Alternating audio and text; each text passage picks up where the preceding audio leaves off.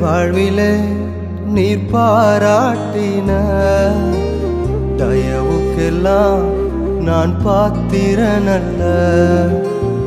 இதுவரையில் நீர் தாங்கினதற்கு எவ்வளவும் நான் தகுதியும் இல்லை. என் வாழ்விலே நீர் பாராட்டின தயவுக்கெல்லாம் நான் பாத்திரனல்ல. இதுவரையில் நீர் தாங்கினதற்கு எவ்வளவும் நான் தகுதியும் இல்லை.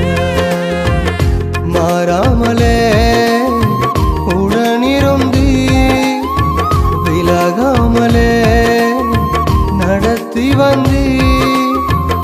மாறாமலே உடனிருந்தி விலகாமலே நடத்தி வந்தி. ஆச்சரியமானவரே, என் வாழின் அதிசயமான